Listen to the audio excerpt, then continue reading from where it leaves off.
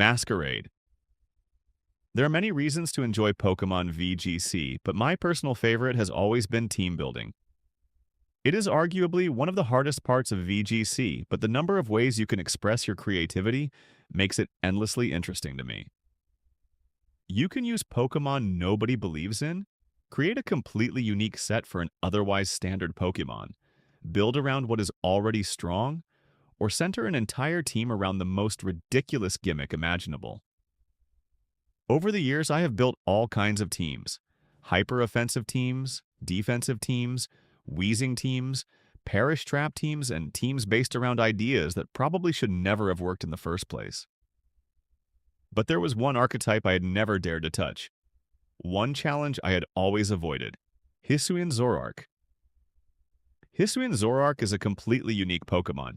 It has decent stats, an incredible normal/ghost typing, and the ability Illusion, which allows it to disguise itself as another Pokemon on your team.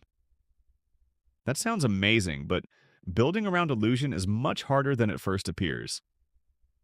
You cannot simply disguise Zoroark as any Pokemon you want. If it copies a Pokemon with an ability that activates when it enters the field, such as Intimidate or a weather setting ability, the missing activation can immediately reveal the disguise. Zoroark's partner can also give away information because the opponent now knows that Pokemon cannot be the disguised Zoroark.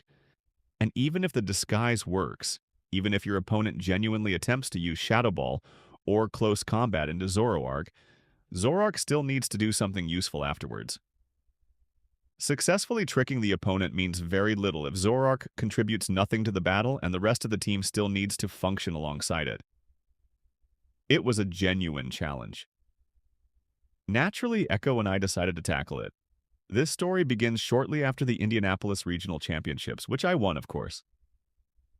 On the flight home, Echo and I were discussing which other tournaments we might be able to attend.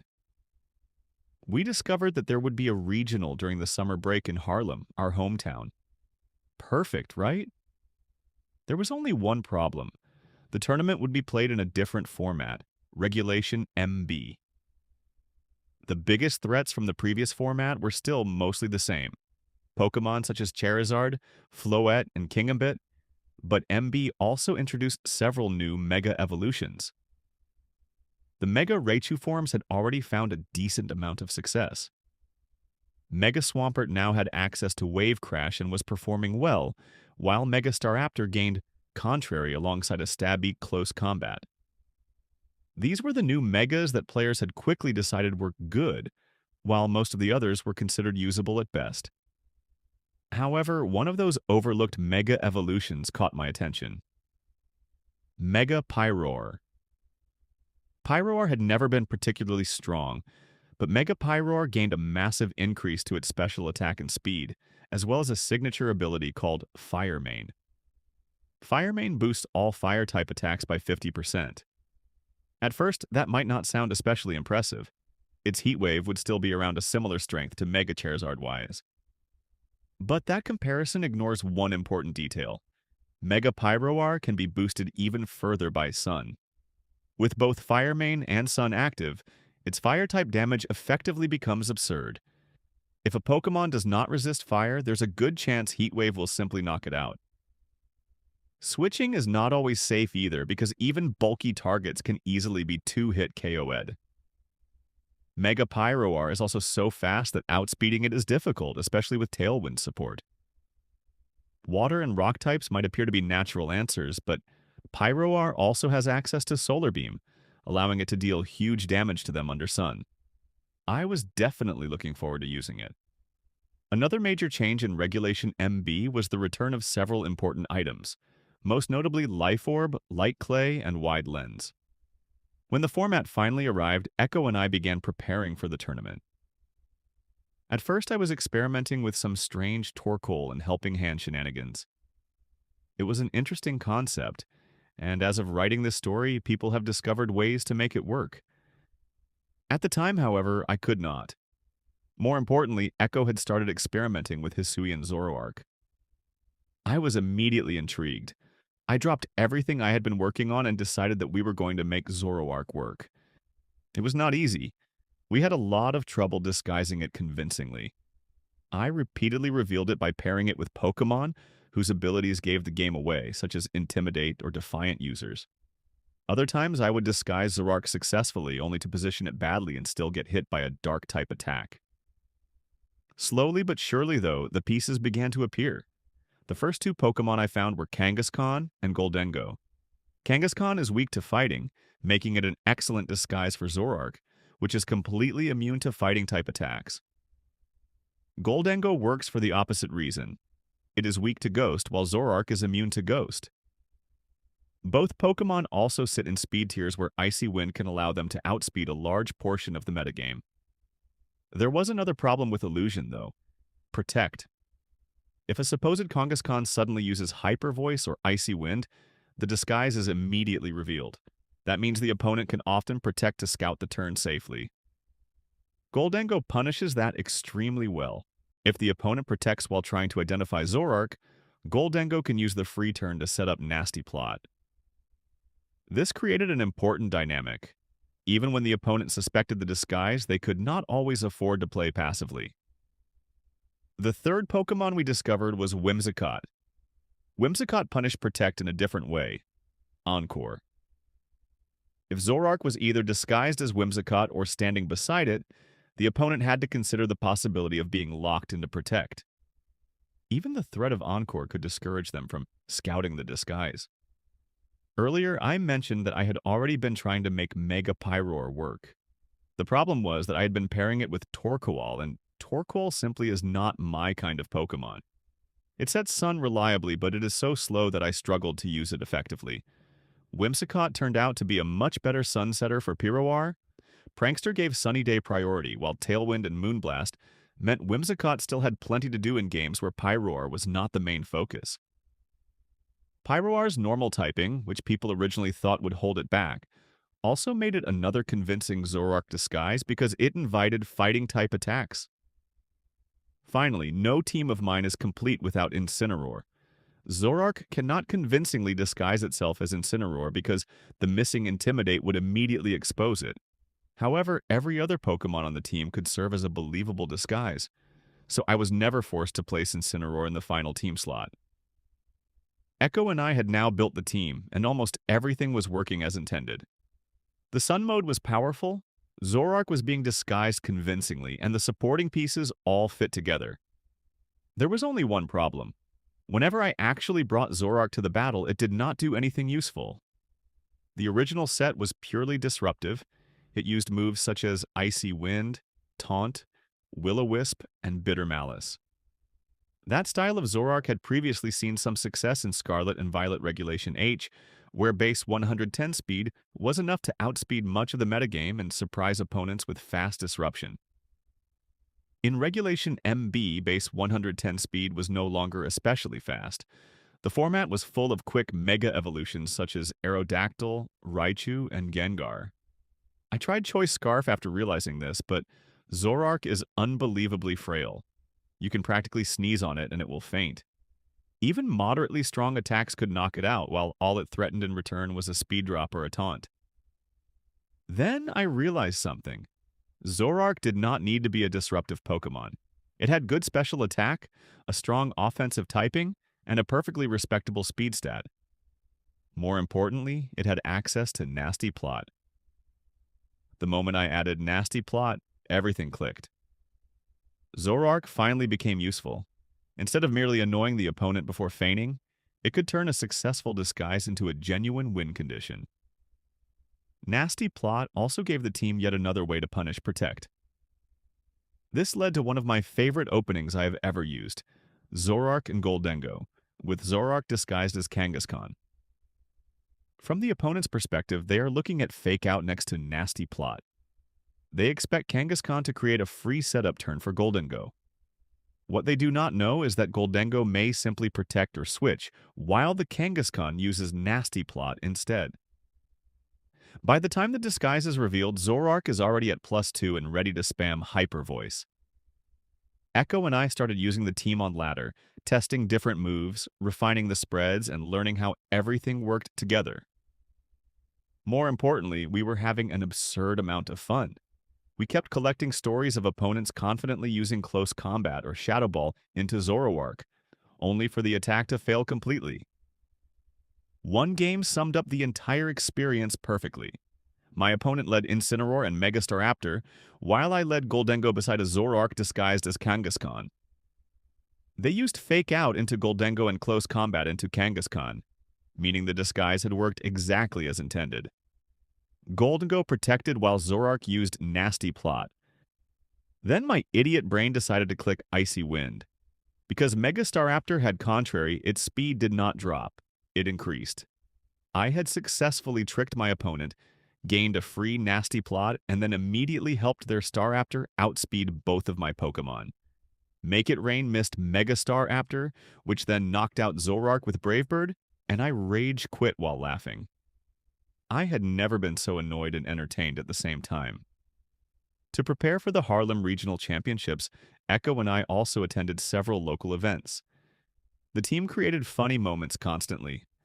I would be concentrating on my game, only to look over and see Echo laughing because someone had tried to use Fake Out into a Whimsicott that was secretly Zoroark.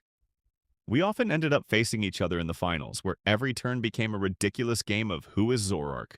Both of us knew exactly how the team worked, so we were constantly trying to predict whether Zoroark had been brought, which Pokemon it was disguised as, and whether the obvious target was actually safe to attack. That taught me something important about illusion teams. The strategy is not simply to disguise Zoroark every game. Sometimes the strongest play is not bringing it at all. Your opponent still has to respect the possibility that any of the other Pokemon could secretly be Zoroark, which means illusion can influence the battle before the first turn even begins. Unfortunately, once you build a Zoroark team yourself, you discover its greatest weakness. Bringing Zoroark is simply too much fun. Even when leaving it behind might be the better decision, it is very difficult to resist another chance to fool someone. One night, Echo and I got extremely high and started trying to name the team. After suggesting a collection of increasingly stupid ideas, we eventually settled on Masquerade, a masked ball where every guest hides their identity behind an elaborate costume. It was perfect. With the exception of Incineroar, every Pokemon on the team could secretly be Zoroark. Almost every member of the team was wearing a mask. Once Echo and I had settled on the final movesets and EV spreads, we committed to the biggest ladder grind we had ever done. The higher we climbed, the more Charizards we found. Seriously, why were there so many Charizards? The matchup was difficult enough that I eventually had to build a real game plan, specifically for the standard Charizard teams. But after all that testing, the 6 were finally ready. So, with the masks in place, here is the full team breakdown.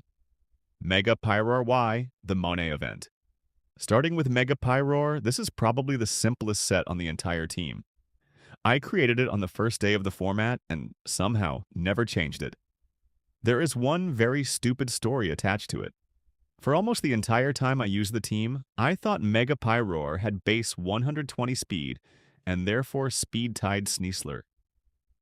Every time I clicked Heat Wave or Flamethrower in front of one, I was terrified that Sneasler would win the tie and knock Pyroar out with close combat. It turns out Mega Pyroar actually has base 126 speed. There was never a speed tie. I had been panicking over nothing for weeks. That extra speed is extremely valuable, though, because it lets Pyroar naturally outspeed every Sneasler, as well as Pokemon such as Weavile and Masquerade. The item was obviously Pyroarite. The moves were Protect, Heat Wave, Solar Beam, and Flamethrower. Protect is Protect, but it is especially useful here because it can buy Whimsicott a turn to establish Sunny Day or Tailwind. Heat Wave is the main attack and the move that makes this Pokemon terrifying. Once Fire Main and Sun are active, even resisted targets often lose more than half of their HP. Switching around it is not a reliable answer. Even Incineroar can be knocked out by 2 Sun-boosted Heat Waves. Solar Beam covers the water and rock types that would otherwise try to sit in front of Pyroar. Because Whimsicott sets Sun manually, Pyroar can usually fire it immediately without spending a turn charging. The final slot could have been Overheat. It is stronger and functions as a true single-target nuke, but I found Flamethrower much more useful in practice. In a metagame where Pokemon such as Pelipper and Toxapex can use Wide Guard, Pyroar absolutely needs a single-target fire move. Flamethrower still hits absurdly hard in Sun, but unlike Overheat, it does not lower Pyroar's special attack by 2 stages. That matters because this team wins through momentum. Pyroar is at its best when it can begin snowballing under Sun and Tailwind, while Whimsicott pressures the opponent with Moonblast and Encore. Once that position is established, the opponent has very few safe options. Dropping Pyroar's special attack would interrupt that pressure just when the team is beginning to take control. Manual Sunny Day also gives this team much better weather control than most dedicated weather teams. Weather abilities activate when Pokémon switch in, and some Mega Evolutions can change the weather when they Mega Evolve. Prankster Sunny Day happens afterwards during the move phase, which means Whimsicott can overwrite drought, drizzle, or weather created by Mega Evolutions such as Charizard Y. Unless the opponent also has manual weather, I can usually make sure the turn ends with the sun on my side. Its in-game nickname is Mega Pyroar Y because Charizard Y completely dominates the format, and Pyroar is essentially performing the same role while pretending not to be Charizard. Its full title is Mega Pyroar Y, the main event. It is longer than my usual nicknames, but I see it less as one nickname and more as a name followed by a title.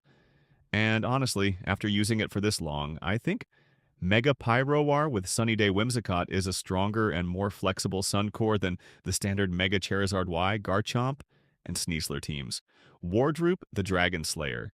The next Pokemon to talk about is the first, and arguably the most important, support Pokemon added to this team, which is not something you hear very often on a team that also contains Incineroar. Whimsicott began as support for Mega Pyroar, but it ended up fitting almost every part of the team perfectly. The final set was Sunny Day, Tailwind, Encore, and Moonblast, with Prankster and Fairy Feather. Sunny Day and Tailwind were the original reasons I considered Whimsicott.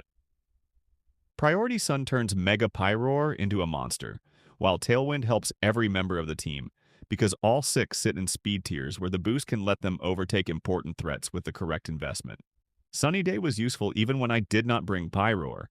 It strengthened Incineroar's Flare Blitz and weakened opposing Water-type attacks, which was especially valuable against Pokemon, such as Basculegion and Melodic. This meant Whimsicott was not tied to one mode. It could improve both the offensive Sun plan and the team's defensive positioning.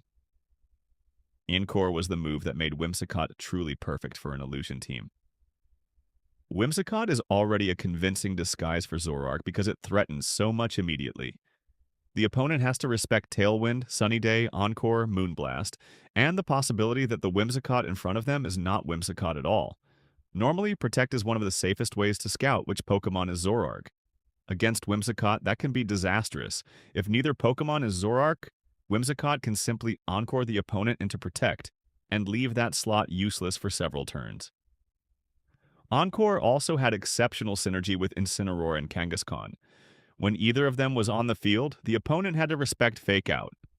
I could bluff the Fake Out, switch into Whimsicott instead, and punish an attempted Protect with Encore. That interaction made even obvious defensive plays dangerous. The team's many immunities created another use for Encore. I could lock an opponent into an attack that one of my Pokemon ignored completely. Whimsicott helped me win endgames by forcing Mega Gengar to keep using Sludge Bomb into Goldengo, or by locking Mega Staraptor into close combat, while Hisuian Zoroark sat in front of it untouched. Moonblast was much more important than I expected. Garchomp was one of the scariest Pokemon for the team because it could threaten half of the roster for super effective damage, while Zoroark and Kangaskhan did not enjoy taking Earthquake or Dragonclaw. Whimsicott was the perfect answer. It is immune to Dragon-type attacks, resists ground, and can consistently 2-hit KO Garchomp with Fairy Feather-boosted Moonblast. Focus Sash would normally be Whimsicott's best item because it guarantees that Whimsicott survives one attack from full HP. However, Zoroark needed the Focus Sash much more. Zoroark was offensive, frail, and required investment in speed and special attack, so the Sash was essential to making it function consistently. In formats where Covert Cloak is available, that would also be a natural Whimsicott item because it blocks Fake Out's flinch. Covert Cloak was not available in Regulation MB though, and Whimsicott did not have enough bulk to gain much from items such as Citrus Berry or Leftovers. That made Fairy Feather the best remaining option. Fairy Feather boosts Moonblast by 20%, which is enough to guarantee the 2-hit KO on Garchomp and makes Whimsicott much less passive into the rest of the metagame. It still is not a primary damage dealer, but opponents cannot simply ignore it. Because Whimsicott was not holding Focus Sash, the EV spread needed real defensive investment. I used enough speed to outspeed Jolly Garchomp and place the remaining investment into HP and defense, allowing Whimsicott to survive Mega Aerodactyl's dual wing beat. There was no room for Protect on the final set. Sunny Day and Tailwind created the team's offensive positions. Encore was essential to both the Illusion Mind games and the defensive game plan, and Moonblast prevented Whimsicott from becoming completely passive. Every move was too important to drop. At first I was terrified whenever I saw Garchomp in Team Preview. Once Whimsicott joined the team, I stopped worrying about Garchomp entirely.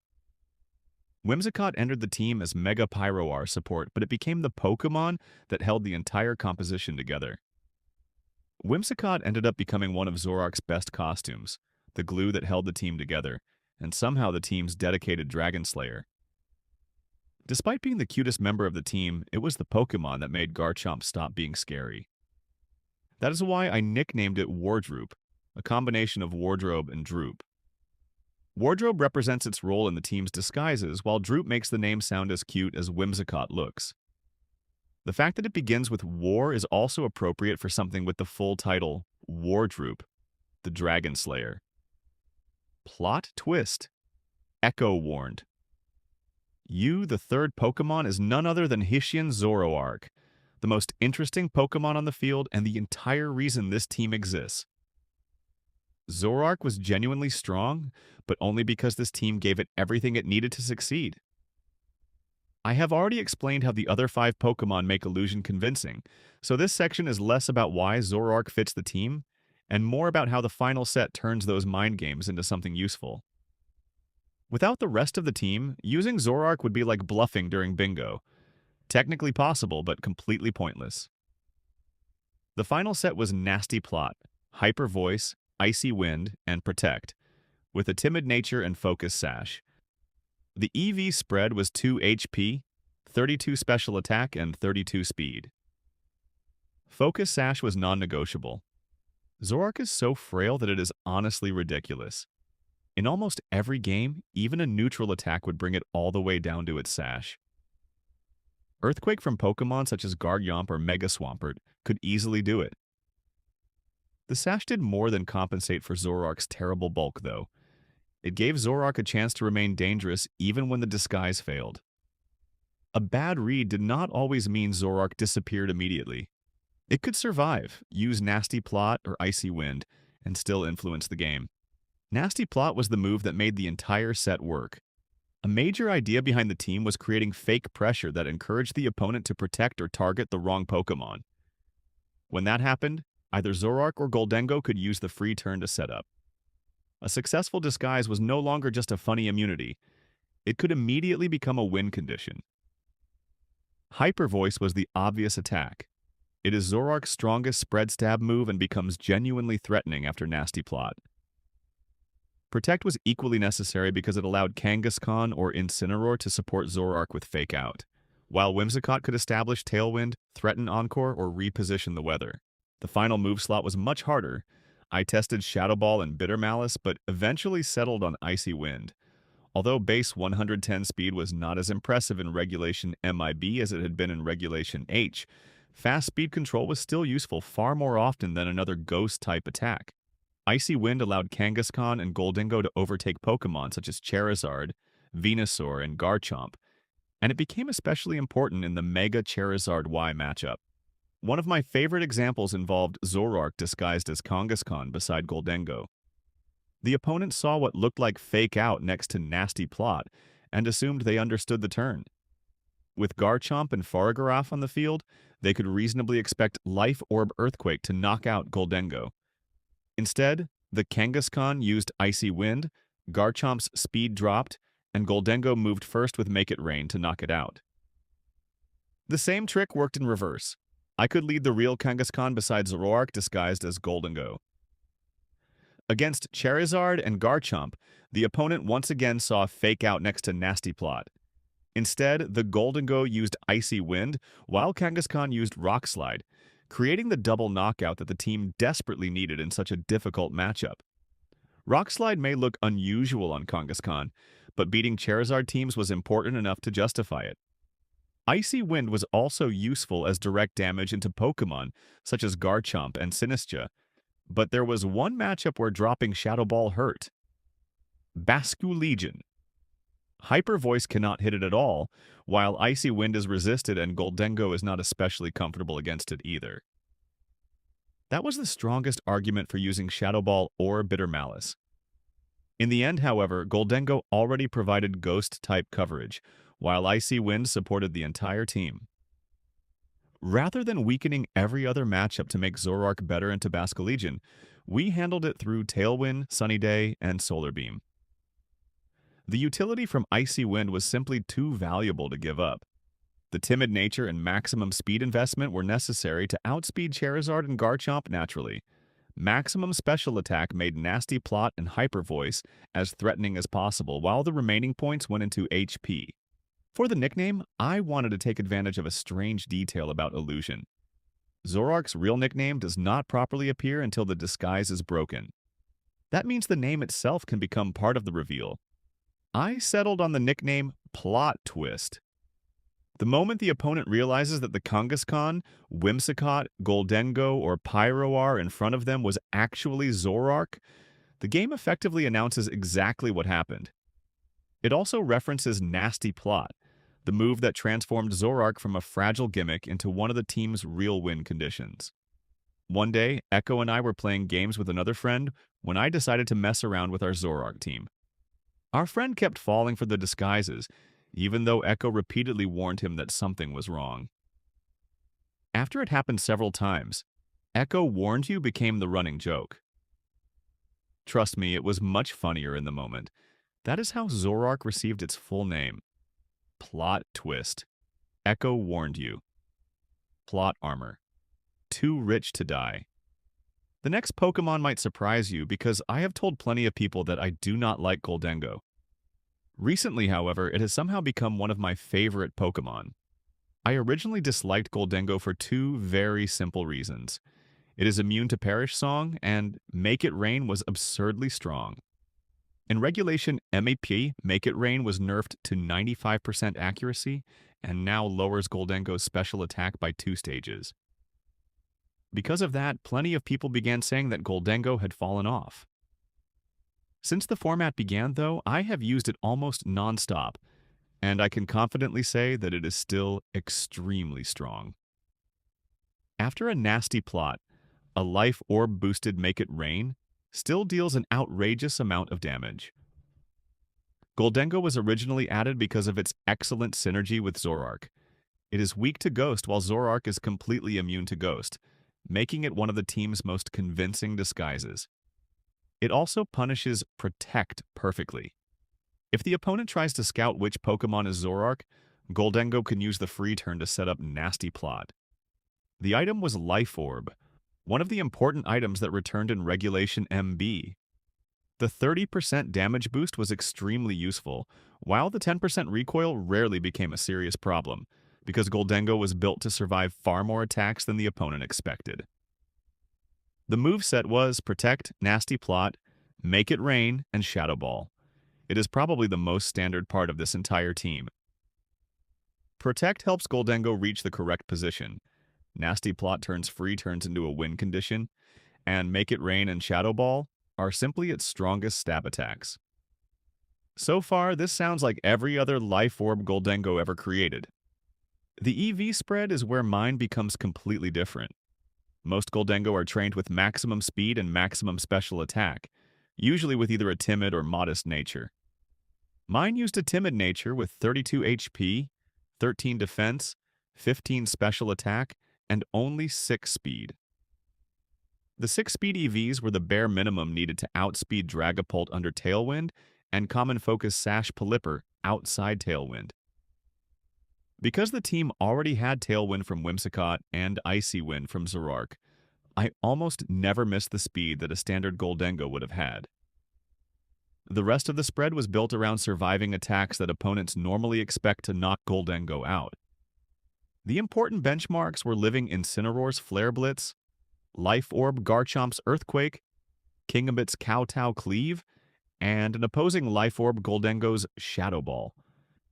Despite using only 15 special attack EVs, Goldengo still reached the offensive benchmarks I needed. After either Icy Wind Chip from Zoroark or a nasty plot boost, Garchomp was in knockout range for Shadow Ball or Make It Rain. Once Goldengo reached +2, I rarely noticed the missing special attack investment at all. That is what made the spread feel so unfair. Goldengo could set up nasty plot surprisingly freely because of Fake Out, Encore Illusion, and the pressure created by the rest of the team. Once it was boosted, Life Orb supplied all the damage it needed, while the enormous amount of bulk let it survive attacks that should have removed it. The moveset may have been completely ordinary, but the EV spread changed how the Pokemon functioned.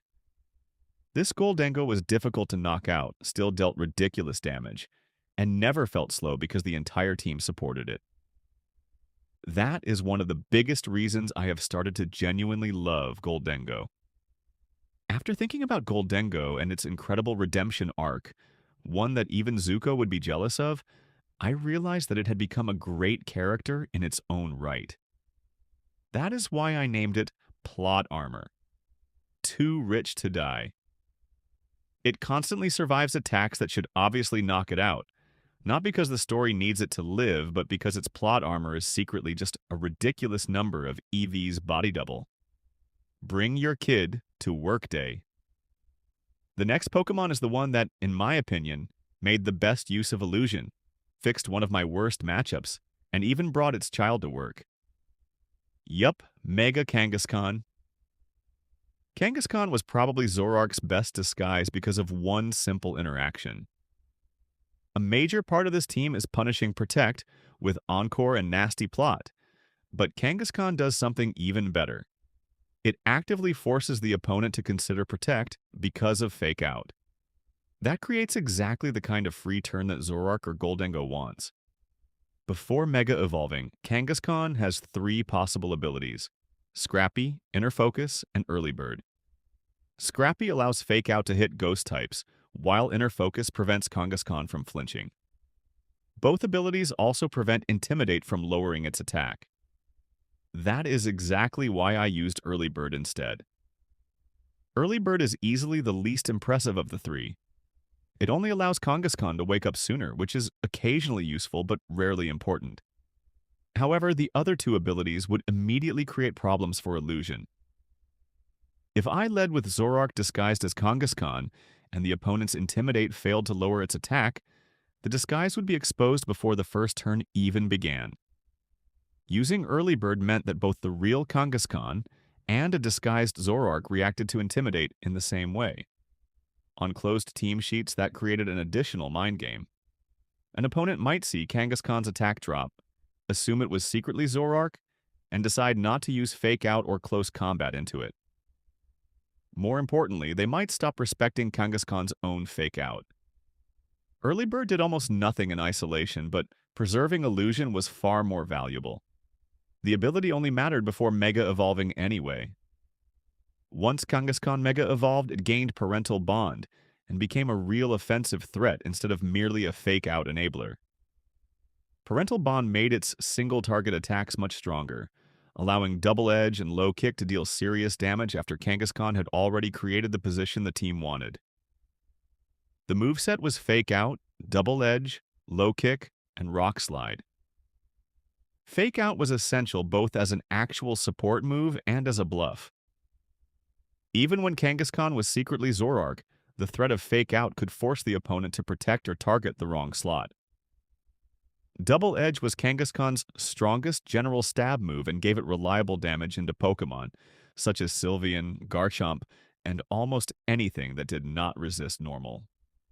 Low Kick was absolutely necessary for Kingambit, Incineroar, and other heavy targets.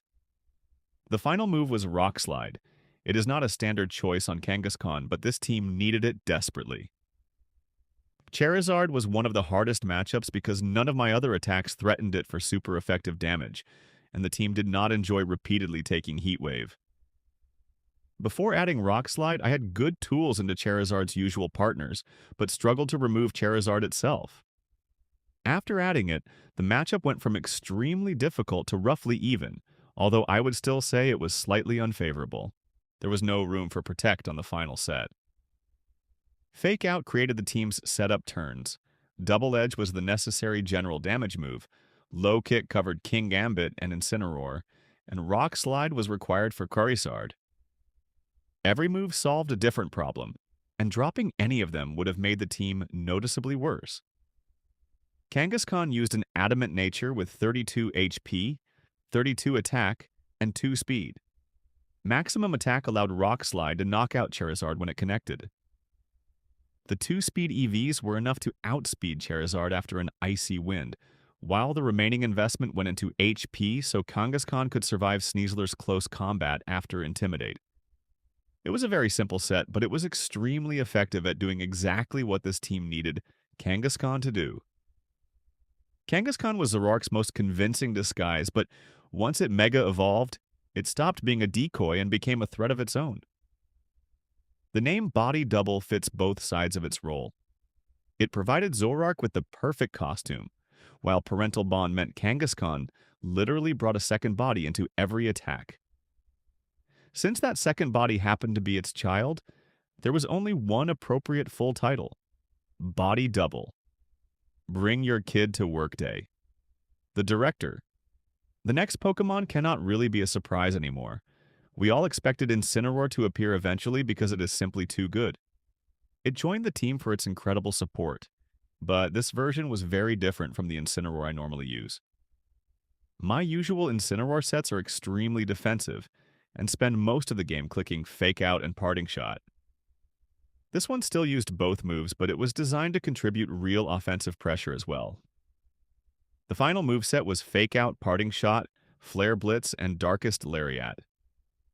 Fake Out and Parting Shot are still the main reasons to use Incineroar. Having both Kangaskhan and Incineroar gave the team double Fake Out, which created some very strong positioning sequences. Imagine the opponent protecting on turn 1 because Kangaskhan threatens Fake Out. Instead of using it, I could switch Kangaskhan into Incineroar. On the following turn, Incineroar threatened Fake Out while the opponent either had to accept the flinch or gamble on a consecutive protect. Parting Shot was equally important. It weakened the opponent while bringing Mega Pyroar or Whimsicott onto the field safely, which was especially valuable for Whimsicott because it was not holding Focus Sash. It also gave the team another way to cycle Intimidate and create the free turns that Zoroark and Goldengo needed. Flare Blitz and Darkest Lariat were, in my opinion, Incineroar's best 2 attacking moves in this format. Flare Blitz is simply its strongest Fire-type attack at 120 base power.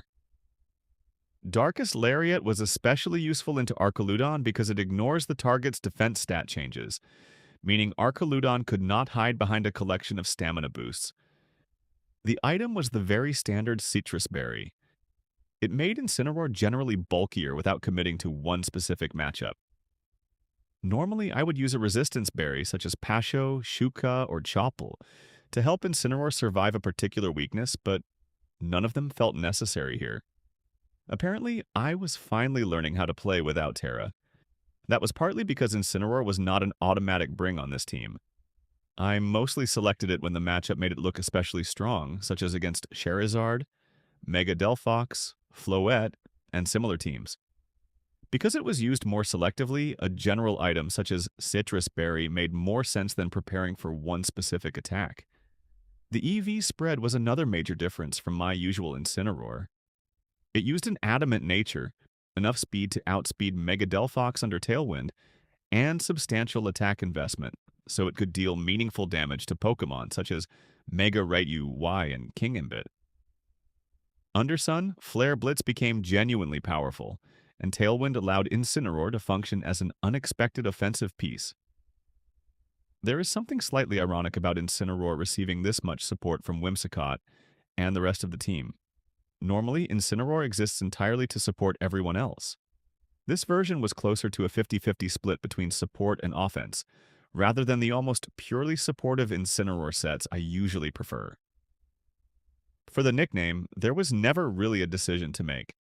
I name every Incineroar the Director because that is exactly what it does. Fake Out, Parting Shot, and Intimidate allow it to arrange the entire battle and place every other Pokemon into the correct position. This director was simply more willing than usual to step in front of the camera and start fighting. The name had to stay. Curtain Call. And that was the team I brought to the Harlem Regional Championships to defend my title on home turf. Masquerade was built around a rare and difficult idea, but the final team never felt like a collection of gimmicks. Every unusual decision had a reason. Early Bird preserved the disguise. Rock Slide repaired the Charizard matchup. Fairy Feather turned Whimsicott into a Dragon Slayer. Offensive Incineroar provided both support and damage. Even the most standard Pokemon on the team, Goldengo, was transformed by an EV spread that made it feel almost impossible to remove. Most importantly, Zoroark was no longer a Pokemon that existed only to fool someone once. The rest of the team turned the possibility of illusion into pressure before the battle had even begun, while Zoroark itself could turn a successful disguise into a real win condition. Sometimes the opponent attacked the wrong Pokemon. Sometimes they protected and gave me a free, nasty plot. Sometimes I did everything correctly and then used Icy Wind into a contrary Staraptor. That was part of the experience too. What began with Echo experimenting with a Pokemon I had always avoided became one of the most personal teams we had ever built. It was creative, competitive, occasionally ridiculous, and impossible not to enjoy. Every member had a role, every role supported the disguise, and every disguise made the real Pokemon more dangerous. By the time I arrived in Harlem, the cast was complete. Mega Pyro Y was ready to take the stage, Wardroop had the weather and speed under control, Plot Armor refused to die, Body Double had brought its child to work, and the director had arranged the entire scene. Somewhere behind one of their faces, Plot Twist was waiting. The masks were on. Masquerade was ready. That is how a Pokemon I had always avoided became the center of one of my favorite teams. As for the actual tournament, you will have to wait for part 2.